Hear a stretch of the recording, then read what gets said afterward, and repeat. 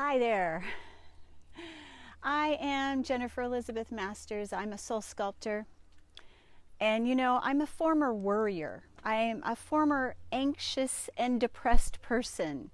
I am a former survivor. I don't relate to survivor any longer because why? Because that's a story. And I'll tell you a little bit about myself. I help high achieving coaches achieve even greater with their clients by healing the last vestiges of pain, suffering, and sorrow within themselves. When we step into the highest version of who we are, when we join together, can change the world. So I'm going to tell you a couple of stories. These stories are true. And the first one is about my father. Now, my dad was a man's man. He was a brawny man, was not well educated, but he read a lot. My dad gave me my start in metaphysics. My dad did not believe in God because of his religious upbringing and probably because of what his father did to him. And so he taught me to think outside the box, to not believe what I read, to not believe what I heard, and to not believe anything unless I ran it through my own psychic detector, my own physical body, my mind, my heart. And so I grew up with this as an instinct. Is it true? Is it false? Is it true? Is it false? Is it real? Is it not?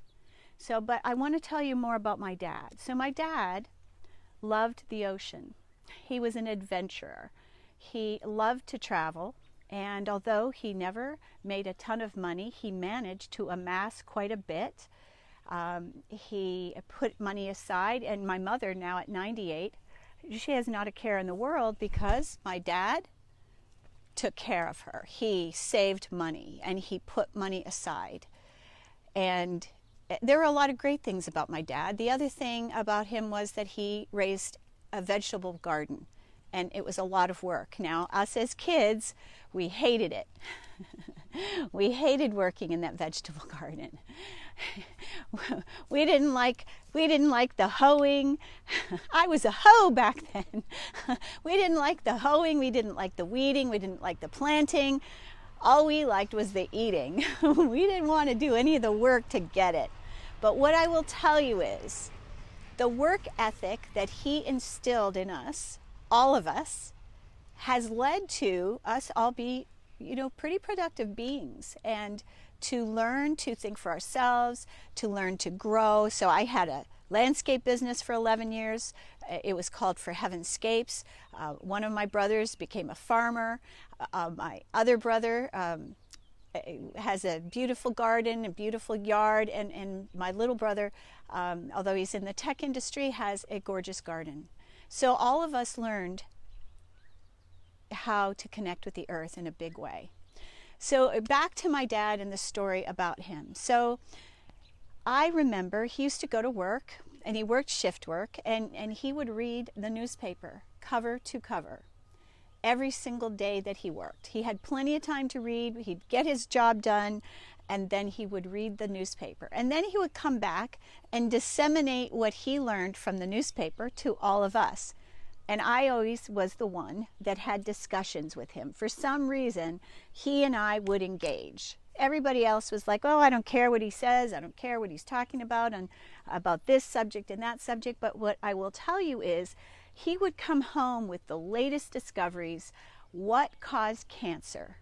And I remember bacon, number one. Bacon causes cancer. And so he's eating, talking about what causes cancer. And my mother at the other end of the table would go, oh, nonsense. I don't believe it for a second. And my dad is like, all incensed about this causes cancer.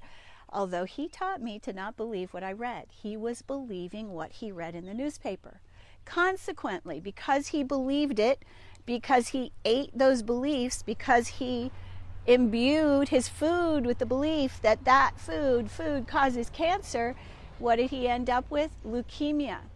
And at 72, this brawny man, he was a brawny man, handsome, physical, very fit. He used to dive off the pool house into the pool. He used to chase us around the pool playing water polo and all kinds of very physical sports well into his 70s. Excuse me. So, pardon me. Hang on one second.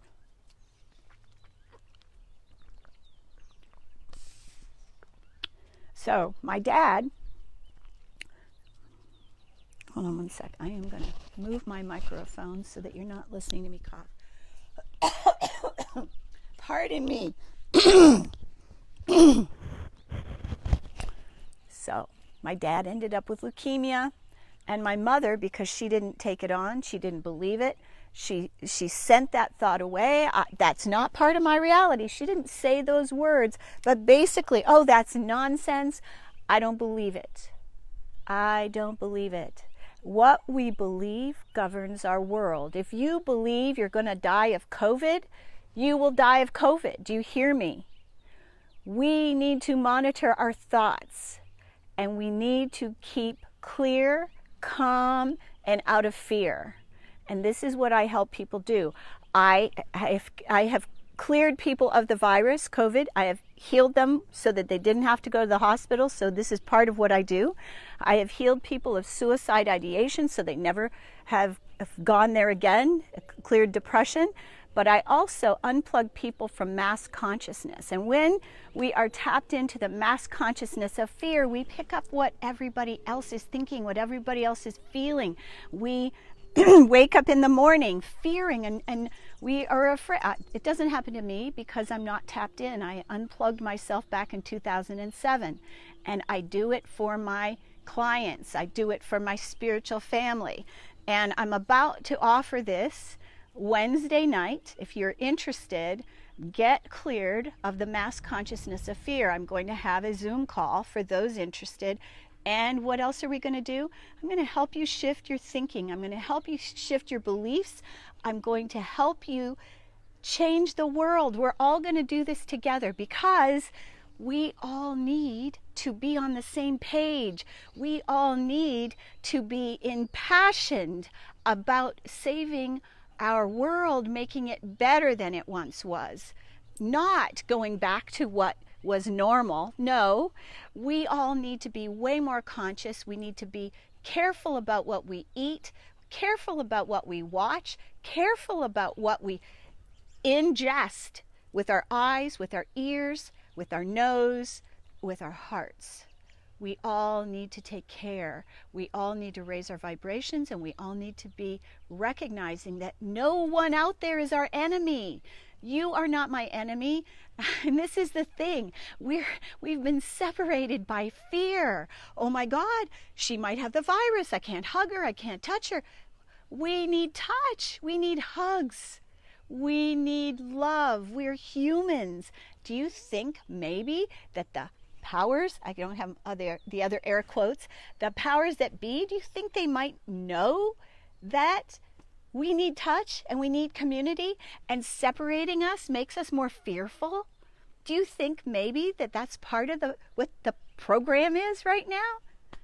So let us do this with love, because we cannot win a war with drugs by fighting. We cannot win a war against cancer by fighting it. We have to change our thoughts. We have to change our beliefs. And we all need to do it together. We need to help each other rather than fight with one another. This is not about Democrat or Republican or communist or Satanist. This is not about anything like that. It is rising above this melee and coming to a place of what do we want to create. So I'm going to tell you another story. I am an expert on the unconscious mind, the subconscious mind. It's part of the work I do. I use psychology in my coaching. I have healed myself of narcissistic abuse from my mother, from being molested by 5 different men. I live in joy. I am not in fear. I I don't hate anybody, and so I am not in my old story any longer. So I am able to help others raise their vibration exponentially very quickly. It's part of what I do. I am here to help this world evolve. And I could have left very easily, could have left back in 2014. I chose to stay. I chose to stay because this world is a beautiful place. I can taste juicy strawberries and oranges. Okay, so back to my story. So back in my 30s, this is when the stuff that I hadn't dealt with started to really bubble up for me. I was insecure, I was codependent, I had a hugely addictive personality. I've run the gamut of addiction, and so I can say I'm on the other side of it, having overcome all of those addictions. But what happened for me was I recognized that my thoughts were literally killing me. Because I was so negative, because I was in such fear, because I believed that I was inadequate, because I believed I wasn't whole, that was what governed my life, my world. And so I was in terrible fear and anguish, and I had worrisome thoughts. I hated myself. And here's the thing, when we have self-hatred, when we have unresolved guilt, shame, and pain, emotional pain, it eventually surfaces as some sort of health issue to get our attention. It is the way we were designed. It's the way we were designed. We weren't meant to be stuck inside. We were not meant to be locked down. We were not meant to have our wings clipped. We were meant to have adventure, to be out in the world, communing with one another, hugging one another, touching one another. Okay, so back to the story. I discovered that my thoughts, my hatred of me, I thought I was ugly. I thought my nose was too big. I thought I was, I don't know, my thighs were too big, my butt was too big. All of these things. What is she going to think of me? Is she going to like my outfit? Is she going to be jealous of me? These crazy things that consume us. It was a fear-filled cacophony. It was a noise in there. It was a crazy noise in there. And so I changed all that. I started loving myself when I realized that my thoughts were literally killing me because I had fibromyalgia, Epstein-Barr, this autoimmune disease. I had pain throughout my body, inflammation. I was insecure, codependent, addicted, just a mess. I was a mess. And I'm not that way anymore. And the other thing is that I felt like I needed to have a man. And because I had all this victim energy, because I hadn't cleared the root of it, I kept attracting men that would victimize me over and over and over and over again.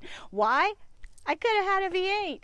I could have had a V8. I could have been doing all kinds of other things. So I was so afraid to be alone with myself. Well, that changed when I began to love myself. And now, I'm not lonely. I'm never feeling lost or alone. I haven't felt that way since 2012. And so these are the things that I help my clients do. All right, so the thing about this whole pandemic, we all need to get together, rise above the fear, rise above the beliefs, and help one another evolve. That's what we all need to do. We need to help one another come to a place of loving acceptance of this first, and of others. No, there's no competition. There is no competition. And when one boat rises, we all rise. So let's rise together. Let's join together. Share this video. Invite your friends. Wednesday, it's free. I am doing this to raise consciousness, to unplug you from the mass consciousness of fear so that we can all rise together, so that we will have a planet that we love to live in, that is free of artificial intelligence, where we are watched, where we can't say certain words. I am not in favor of any of that. And so let's do this together. Share this video. Wednesday night, it'll be 5 p.m. Pacific, and probably an hour. I will do question and answers at the end, so probably about an hour on Wednesday night, 5 p.m. Pacific. That's 8 p.m. Eastern. And if you have any questions, you can always email me is the best way. I get way too many DM messages, direct messages on Messenger. It's not my best way of communicating. So Jennifer Elizabeth Masters at Gmail. My website, if you want to check me out, is jenniferelizabethmasters.com. jenniferelizabethmasters.com. Please do share this video.